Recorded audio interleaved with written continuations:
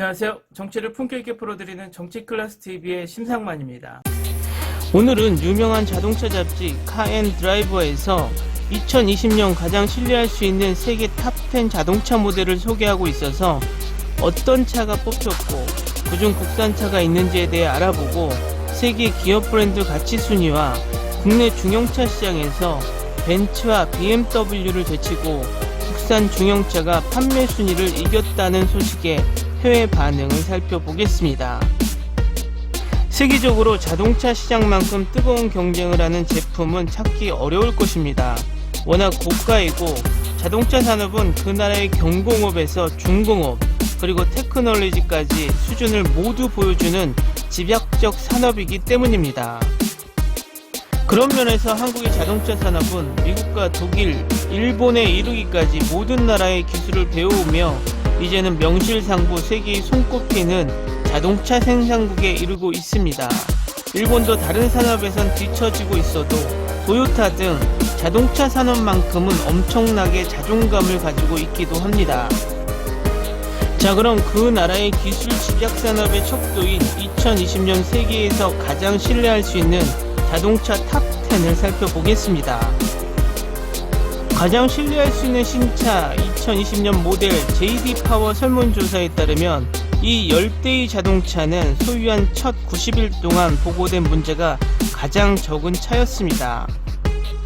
당신도 신뢰할 수 있는 차를 원할 것입니다. JD 파워의 최근 IQS에 따르면 이 10개의 차는 처음 판매된 후 90일 동안 보고된 문제가 가장 적은 차였습니다.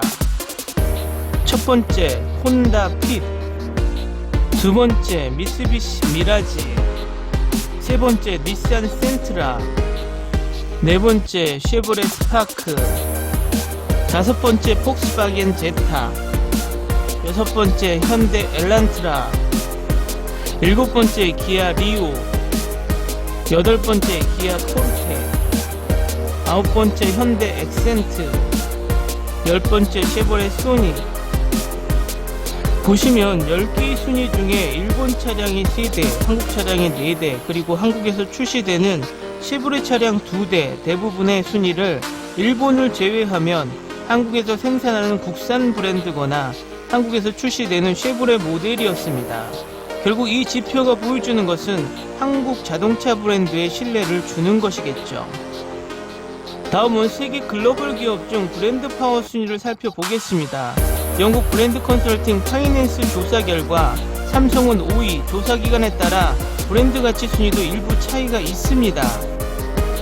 포브스 결과는 삼성이 8위였습니다. 아무래도 미국에서 발표한 결과라 미국 기업에 대한 우호적인 느낌이 있습니다. 상위 10개 브랜드 중 무려 8개가 미국의 브랜드입니다.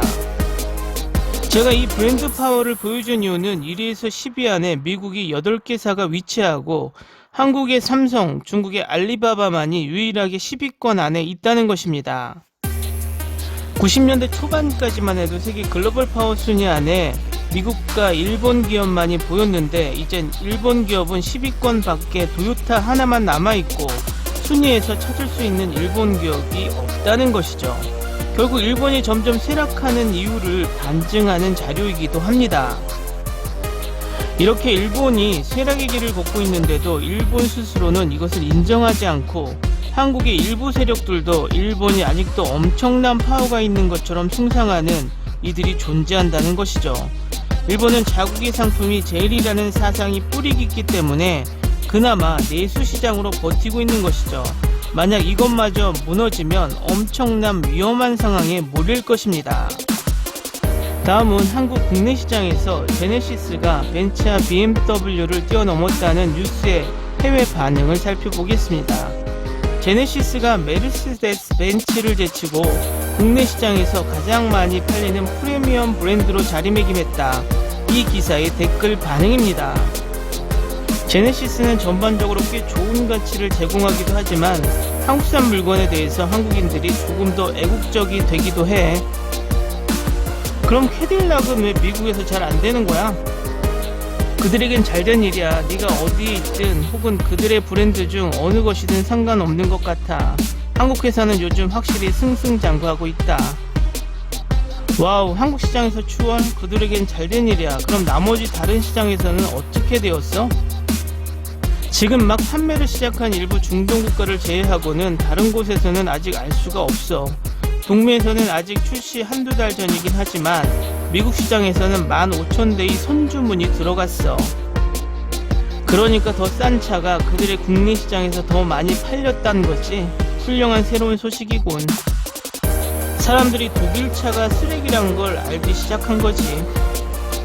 그걸 정말 믿는 사람이 있는지 모르겠네. 최고를 찾는 사람들은 단지 보이는 좋은 차를 찾는 게 아니라 다른 곳에서 더 가치를 찾는 사람들이거든.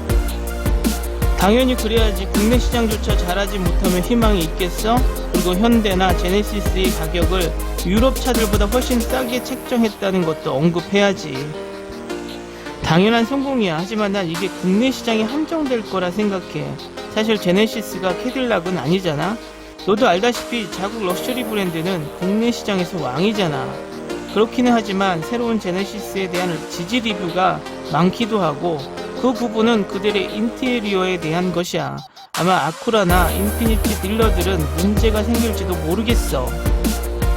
한국은 일본처럼 보호시장이 아니야. 일본의 문제점은 중산층들은 가난해서 경차들 외엔 살 여력이 되지가 않아.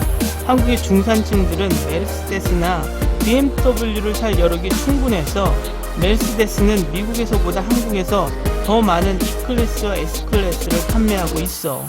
한 가지 더 강조하자면 메르세데스는 지금까지 한국에서 판매량 2위 브랜드이자 럭셔리 시장에서 넘버원 브랜드야. 한국은 전통적으로 해외 브랜드를 선호하는 경향이 있었어. 특히 차에 대해선 말이야. 그들은 종종 전면부에 있는 해외 브랜드 로고를 위해 거의 2배를 지불하기도 해. 그건 지위를 상징하거든. 소나타가 40K일 때 i4 캠리를 위해 50K를 지불한다고 상상해봐. 그것이 독일 브랜드일 때 더 미쳐 돌아가긴 하지만 이 기사는 로컬 브랜드가 그들의 국내 시장에서 얼마나 존중받는지를 보여줘. 오늘은 일부 극우 세력과 보수 세력에서 일본이 한국을 비하할 때 경제가 폭망하고 대한민국이 엄청나게 침몰하고 위기에 서 있다고 선동을 하고 있고 그것의 원인을 정부의 탓으로 돌리고 있는 것을 똑같이 따라하고 있어서 한국이 튼튼한 기업이나 한국의 국민들이 애국심이 있는 한 이 어려운 팬데믹 상황에서 아직까진 끄떡 없다는 것을 간접적으로 보여주기 위한 내용이었습니다.